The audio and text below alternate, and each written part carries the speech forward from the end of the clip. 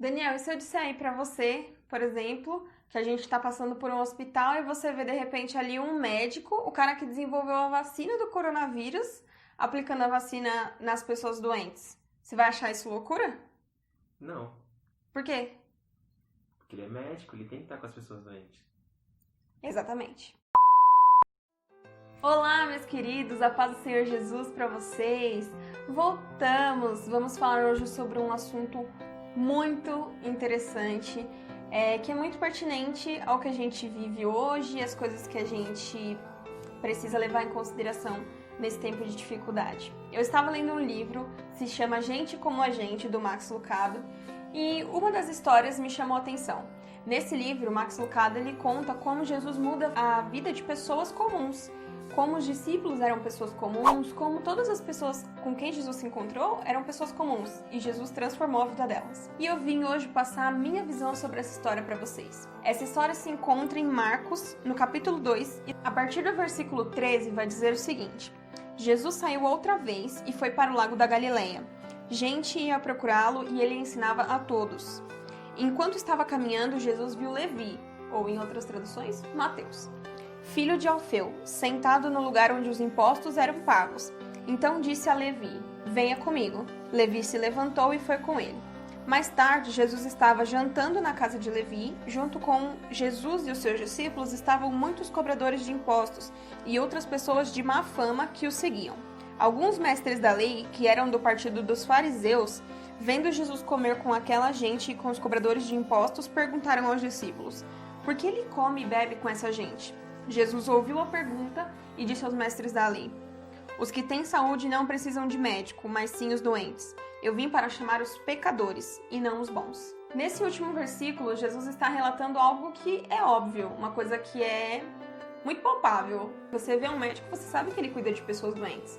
Se o seu carro quebrar, você vai levar no mecânico. E ninguém vai ficar espantado porque levou o seu carro no mecânico. Você vai dizer: ué, é o mecânico que resolve problemas de carros, então eu vou levar o meu carro até o mecânico.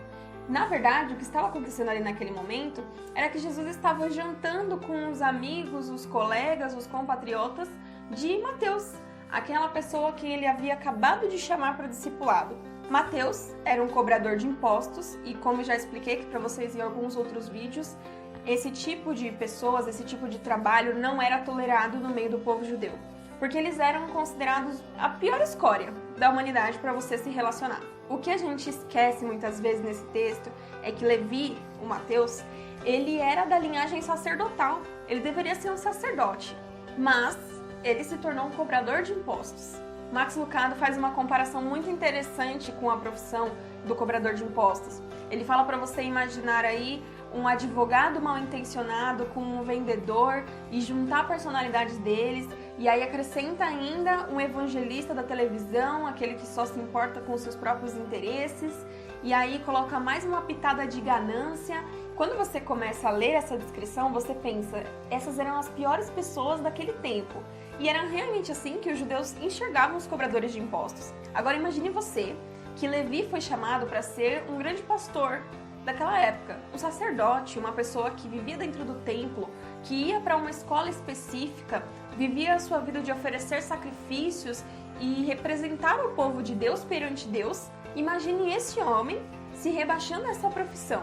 Mateus não era querido pela sua família, não era a melhor companhia para se ter por perto, mas Jesus passa perto da banca dele e o chama: venha, me siga. E ele nem se opõe. A Bíblia fala que ele se levantou e foi. Mateus já estava com o coração pronto para aquela mudança. O convite de Jesus deu a Mateus a oportunidade que ele precisava para realizar a mudança que já estava acontecendo no coração dele. Jesus olha para Levi e enxerga um Mateus que escreveria uma carta que mesmo 2000 anos depois seria lida por mim e por você. O Evangelho de Mateus contribui de tal forma para a Bíblia, para nós como cristãos, que nós não temos como descrever. É nele que está escrito o Sermão do Monte, as principais parábolas. Jesus viu em Mateus aquilo que nem Mateus conseguia ver em si mesmo ainda. E aí, após chamar Mateus para essa grande comissão, no final da noite, de alguma forma, Mateus e os seus amigos cobradores de impostos, com mais pessoas corruptas que seguiam Jesus, todas essas pessoas de alguma forma se encontram num jantar na casa de Mateus. E então, chegam os super crentes, aquelas pessoas super religiosas, na festa, no jantar, e aí elas vão ficar indignadas com o que está acontecendo. Nós precisamos entender aqui que existe uma diferença muito grande entre Jesus e aqueles fariseus ou aqueles escribas que eram dos partidos dos fariseus, eles eram amigos dos fariseus. A diferença está que eles eram chamados de mestres. Aqueles fariseus, aqueles escribas eram chamados de mestres, porque eles conheciam muito da Torá, eles conheciam muito da tradição e da lei judaica, e eles vestiam roupas que diziam a santidade deles, que diferenciavam eles por onde é que eles passavam. Então, todo o aparato deles dizia: nós somos mestres realmente, nós merecemos esse título. Jesus não tinha nada disso. Jesus conhecia a lei do povo judeu, conhecia a sua história, ele tinha todos os requisitos para ser mestre, para ser chamado assim. Mas lá em Isaías, nós vamos ver que Jesus Cristo não tinha formosura nenhuma. A palavra de Deus diz que não havia nada que pudesse agradar os nossos olhos na aparência dele.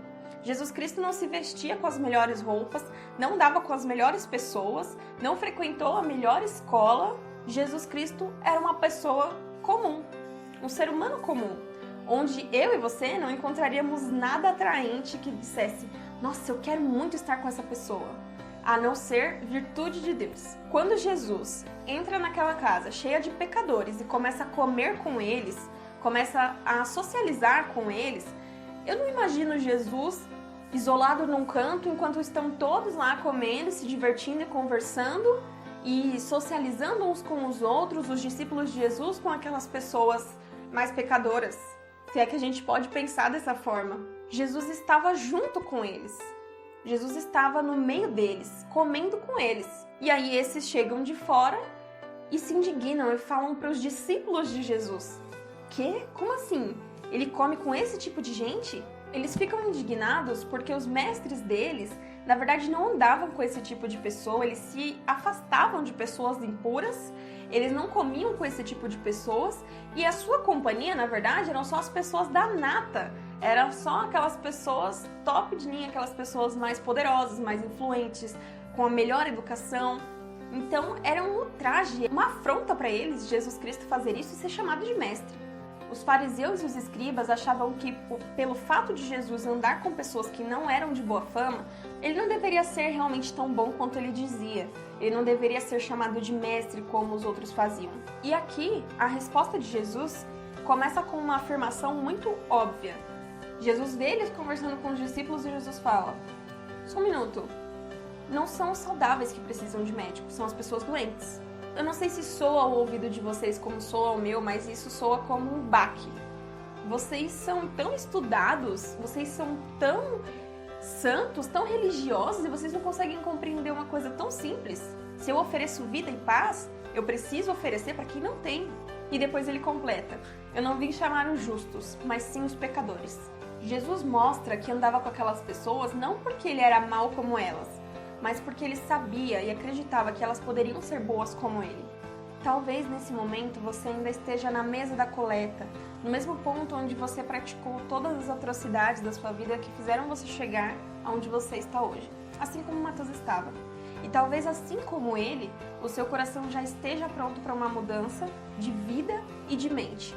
Se esse for o caso, eu te peço, por favor, não se intimide pelas pessoas religiosas que vão apontar pedras para você dizendo: mas você é um pecador, mas você não se enquadra nesse padrão de cristão, mas essa vida não é para você. Eu te peço que, assim como Mateus, tome a atitude de se levantar e seguir a Jesus. Jesus vai fazer questão de conhecer os seus amigos, Jesus vai fazer questão de participar de um jantar com você para conhecer melhor você e conhecer melhor aqueles com quem você passou um tempo da sua vida. Talvez você esteja do outro lado dessa mesa de coletoria. Talvez você seja um dos fariseus que não consegue aceitar que Jesus Cristo estende os braços para todos. Jesus Cristo nos aceita como nós estamos. Ele só não permite que a gente fique da mesma forma. Que você também possa estender os braços para todas as pessoas. Que você possa estender a mão para ajudar qualquer um, sem pensar, sem olhar para condições externas. Porque Jesus agiu dessa forma. Volte à posição. Se torne novamente um Mateus.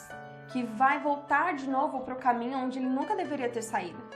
Talvez a sua fama de fofoqueiro, mentiroso, de uma pessoa que não para num relacionamento ou de uma pessoa que não é confiável tenha feito com que as pessoas não queiram ter uma amizade profunda com você ou não queiram estar muito perto de você.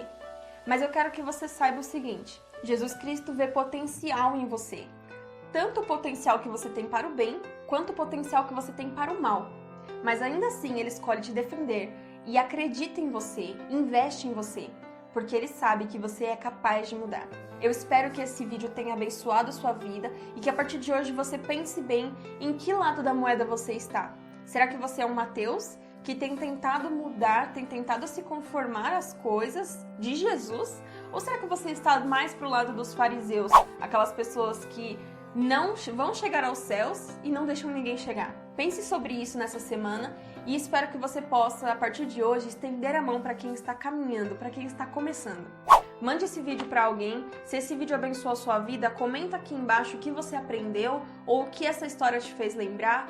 Curta esse vídeo e compartilhe com alguém, porque assim como foi útil para você, também pode ser para essa pessoa. Eu espero vocês no próximo vídeo e até mais. Tchau!